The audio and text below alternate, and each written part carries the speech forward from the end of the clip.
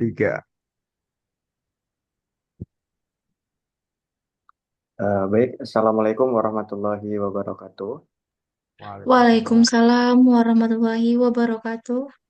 Alhamdulillahirrabbilalamin. Wassalatu wassalamu ala asrofil anbiya'i wal mursalin. Wa ala alihi wa ashabi rasulillah ajma'in. Amma ba'du. Baik, Bapak-Bapak, Ibu-Ibu sekalian, peserta mata kuliah perangkat manajemen lingkungan, kami dari kelompok 3 ingin menyampaikan pembahasan tugas kami, yaitu kami mengambil tentang persetujuan teknis atau partek. Pada ini kami mengambil studi kasus penerapan instrumen manajemen lingkungan, yaitu pada pemanfaatan air limbah untuk aplikasi ke tanah. Maka kelompok 3 ini berisikan beranggotakan saya sendiri, Azal Mardin, yang kedua ada Bang Ikhwanul Ihsan, yang ketiga ada Kak Rizky Justika.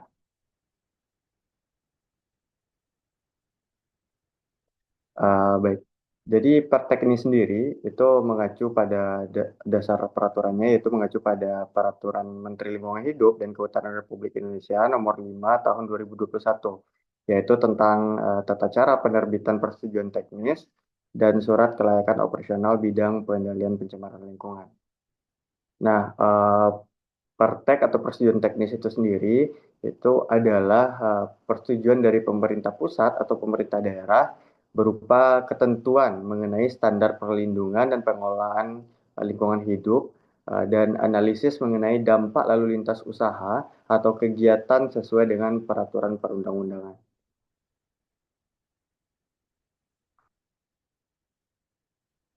Jadi untuk latar belakang studi kasus kita sendiri yaitu dasar penerapan studi kasus yang digunakan berdasarkan atas kewajiban pelaku usaha dalam dalam pemenuhan komitmen perizinan lingkungan itu sendiri, di mana dalam proses pengajuan persetujuan teknis itu terdapat perbedaan kendala di setiap pengajuan.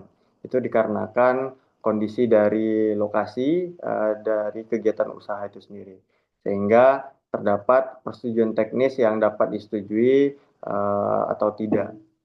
Berdasarkan hal tersebut, maka dipilihlah studi kasus persetujuan teknis ini untuk pembahasan saat ini.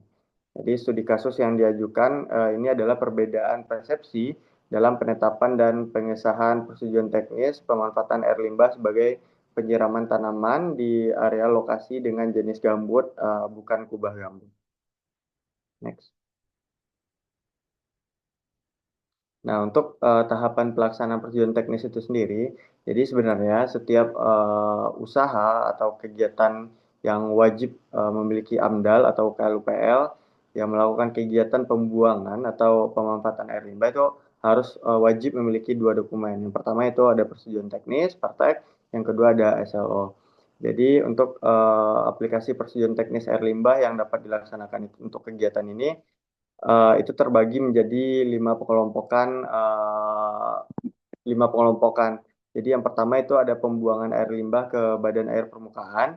Yang kedua itu pembuangan air limbah ke formasi tertentu. Yang ketiga yaitu pemanfaatan air limbah ke formasi tertentu. Yang keempat pemanfaatan air limbah untuk aplikasi ke tanah.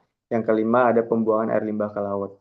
Jadi pada studi kasus saat ini kami mengambil pemanfaatan air limbah untuk pengaplikasiannya ke tanah. Jadi untuk mendapatkan persetujuan teknis ini sendiri harus memiliki melakukan kegiatan penampisan secara mandiri dan permohonan persetujuan teknis. Nah, jika jika kegiatan perencanaan selesai AMDAL, maka dilanjutkan ke pembangunan dan pengajuan SLO. Jika kegiatannya bersifat existing, maka bisa dilanjutkan pembangunan IPAL dan pengajuan SLO. Nah, untuk selanjutnya itu akan dilanjutkan oleh rekan saya Rizky Justika. Pada Rizky disilakan. Baik, terima kasih Bang Azral. Untuk studi kasus sendiri itu kami mengajukan studi kasus pengajuan dan penerbitan persetujuan teknis kewenangan Kementerian tahun 2024 di mana penanggung jawab usahanya merupakan perusahaan kegiatan pememanfaatan hasil hutan kayu industri dengan lokasi usaha merupakan kawasan hutan produksi dengan kondisi lahan yakni lahan gambut bukan kategori gambut dalam atau kubah gambut dengan sumber air limbah di mana berasal dari air limbah domestik area base camp dan pengolahan air limbah yang diajukan adalah pemanfaatan air limbah untuk penyiraman tanaman dan penyiraman lahan atau pembahasan lahan ya untuk menjaga tinggi muka air tanah di area gambut.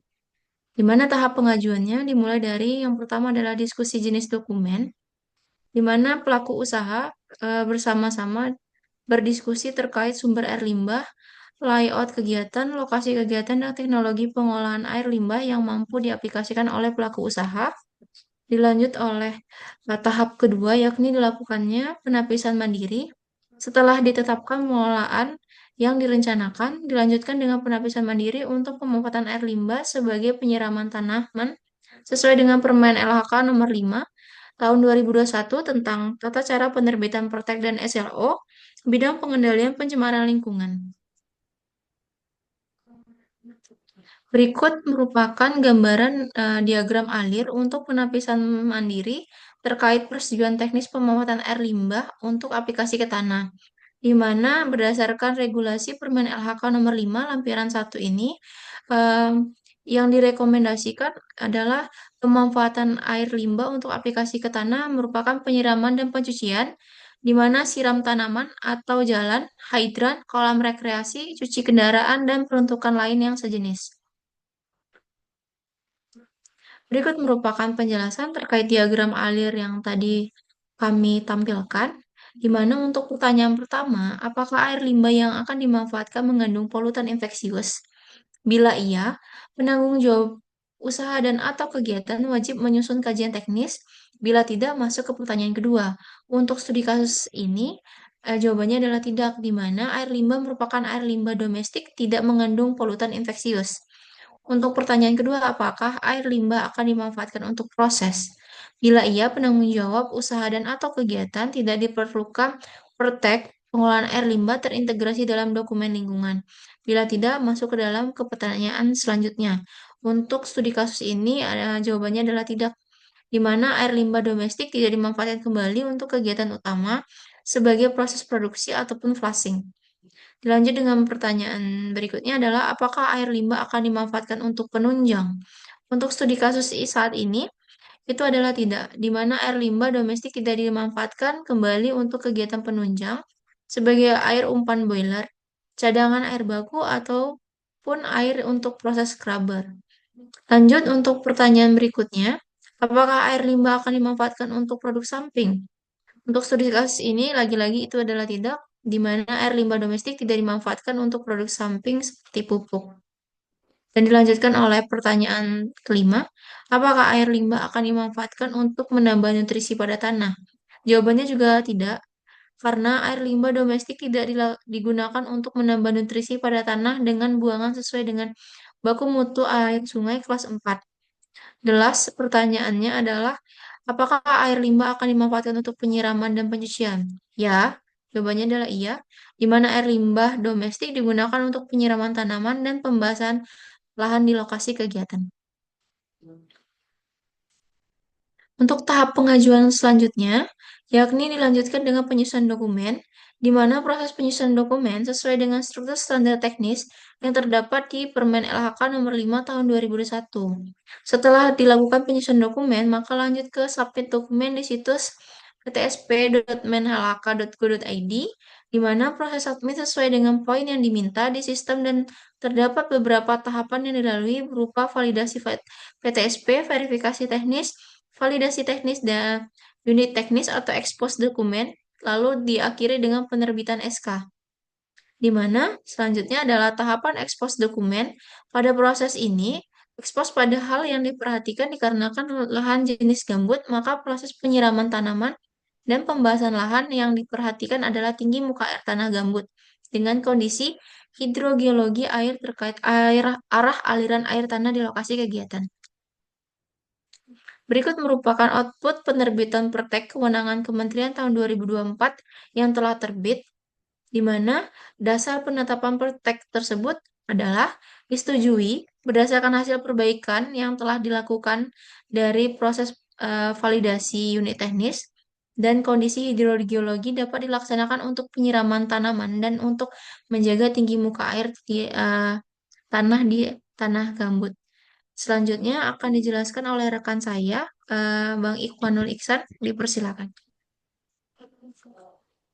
Baik, selanjutnya untuk studi kasus yang kedua, ini adalah kebalikan dari studi kasus yang pertama, di mana studi kasus pertama itu sukses keluar persetujuan teknis untuk di lahan gambut. Nah, yang kedua ini ada kendala pada saat proses penerbitan persetujuan teknis aplikasi ke tanah di lahan gambut, di mana pengajuan ini ada di DLH Kabupaten atau Kota tahun 2025. Penanggung jawab usahanya adalah perusahaan perkebunan kelapa sawit, di mana lokasi usahanya adalah area pelepasan pipip. Kondisi lahannya dikategorikan bukan lahan gambut, tapi pada kondisi existing itu merupakan gambut dangkal. Sumber air limbahnya adalah air limbah domestik area base camp, dan pengelolaan air limbah yang direncanakan adalah pemanfaatan air limbah untuk penyiraman tanaman ruang terbuka hijau di area base camp. Sama seperti pada penjelasan tadi, tahap pengajuan yang dilakukan itu yang pertama tentunya diskusi jenis dokumen, baik itu apakah dia akan menggunakan IPAL apa, lalu layoutnya bagaimana, dan terakhir akan dimanfaatkan sebagai apa. Jadi si perusahaan mengajukan ingin sebagai penyiraman tanaman. Nah, di mana penapisan mandirinya sama juga seperti di studi kasus yang sebelumnya, bahwa air limbah yang digunakan itu akan digunakan untuk penyiraman tanaman dan juga jenis dokumen yang dikerjakan adalah dokumen standar teknis. Lanjut. Jadi eh, berdasarkan penapisan yang telah diperoleh, dilakukan penyusunan dokumen sesuai dengan struktur yang terdapat di Permen LHK nomor 5 tahun 2021, di mana pada DLH ini kan dilakukan submit secara manual dengan output pertama itu adalah berupa berita acara pemeriksaan kelengkapan. Nah, yang menjadi kendala ketika pada saat ekspos di mana DLH Kabupaten ini menganut sesuai dengan isi di dalam Permen LHK nomor 5 tahun 2021 yang kita tampilkan di bagian kanan, bahwa dinyatakan untuk pemanfaatan air limbah itu eh, untuk menambah nutrisi untuk budidaya wajib memenuhi ketentuan yaitu bukan lahan gambut. Nah, jadi berdasarkan hal ini, maka Dinas Lingkungan Hidup menolak pengajuan persetujuan teknis ini. Nah, di sini selaku perusahaan dan juga dibantu oleh konsultan, di mana kami sesuai dengan kata-kata yang terdapat di undang-undang bahwa ini adalah untuk menambah nutrisi yang dikatakan sesuai dengan penapisan. Menambah nutrisi itu kami artikan sebagai air limbah masih dengan kadar yang tinggi sehingga menjadi pupuk bagi tanaman. Salah satu contohnya adalah lain aplikasi. Nah, namun menurut DLH dengan nilai BOD yang sesuai dengan baku mutu kelas 4 itu juga memberikan nutrisi pada tanaman sehingga mereka tetap menganggap kegiatan tersebut seluruhnya wajib di area yang bukan lahan gambut. Nah, dikarenakan DL hanya memberikan penolakan tersebut, mereka juga memberikan solusi, yaitu solusi yang diberikan adalah pembuangan ke badan air atau kompensasi untuk pembuangan ke badan air atau dilakukannya recycle. Nah, selanjutnya, eh, nah berdasarkan hasil diskusi dengan perusahaan, dengan tidak dimungkinkan yang dilakukan pembuangan air limbah, maka perusahaan lebih memilih untuk melakukan recycle air limbah tersebut sebagai kalau berdasarkan diagram Ali tadi sebagai proses utama yaitu untuk flushing, ada juga sebagai proses penunjang sebagai cadangan air baku, di mana di lokasi kegiatan itu cenderung area yang memiliki kekurangan air, kemaraunya cukup tinggi, sehingga sumber airnya masih bersumber dari air hujan ataupun dari pembelian air. Maka recycle adalah salah satu langkah yang tepat untuk mengatasi permasalahan air bersih. Nah, di mana berdasarkan arahan yang diperoleh ini, perusahaan itu wajib melakukan identifikasi, pengelolaan dan pemantauan air limbah yang diintegrasikan ke dalam dokumen lingkungan sesuai dengan peraturan yang berlaku. Jadi itu adalah studi kasus yang kami dapat berikan, di mana yang studi kasus pertama adalah kesuksesan, yang kedua adalah kegagalan, namun tetap ada solusi yang diberikan. Jika ada yang ingin ditanyakan, maka dapat disampaikan. Kami ucapkan terima kasih. Assalamualaikum warahmatullahi wabarakatuh.